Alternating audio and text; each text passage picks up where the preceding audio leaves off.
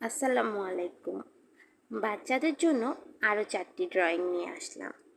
সহজ করেই দেখানোর চেষ্টা করেছি, তবে কতটা সহজ হয়েছে সেটা আমি জানি না, ওটা আপনারাই বলে দিবেন। আমি প্রথমে 2টি সার্কেল নিয়েছি, একটি লাঠি ও আরেকটি পাতার জন্য। এই যে উল্টো করে ঢিটা নিয়েছি, এটা নিয়েছি ব্যাঙের ছাতার জন্য, আর ডায়মন্ড শেপটা নিয়েছি ঘুড়ি আঁকার জন্য।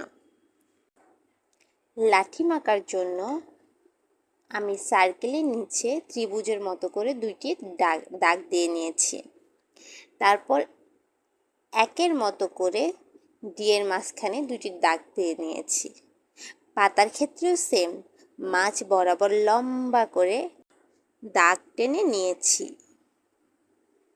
আর ঘুড়ির জন্য ডায়মন্ড শেপের মাঝ বরাবর। এভাবে আমি আবার ডিয়ের মাঝে দাগ দিয়ে দিলাম, পাতাকেও পাতার শেপে নিয়ে আসলাম। আমি চেষ্টা করেছি সহজভাবে দেখানোর জন্য, আপনারা দেখতেই পাচ্ছেন। তবে 4টা ড্রয়িং একসাথে কেমন জানি হয়ে গেছে, যদিও ভিডিওটি করার পরেই খেয়াল করেছি।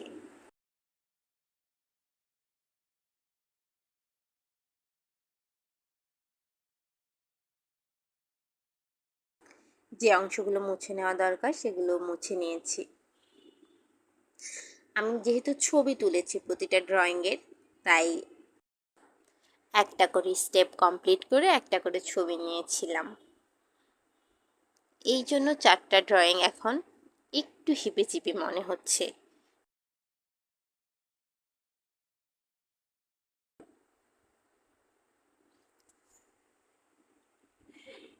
ব্যাঙের ছাতার উপর ছোট ছোট কিছু সার্কেল দিয়ে নিয়েছি। এখানে আমার ভিডিও অফ হয়ে গেছে, আমি বুঝতেই পারি নাই, যার কারণে যে আমি পেন্সিলের দাগের উপর কলম দিয়ে দাগ দিয়েছি ওইটা আসে নাই। আমি যেহেতু রং করি না, তাই আমি চেষ্টা করেছি পেন্সিল দিয়ে একটু শ্যাডো দিয়ে দেওয়ার জন্য, যাতে একটু ভালো দেখায়।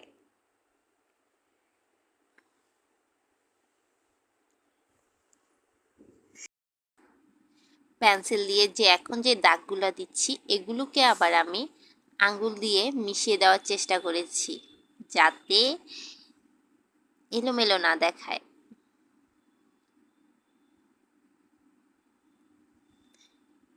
ব্যাস, আমার ঘুড়িও শেষ, লাঠিমো আঁকা শেষ।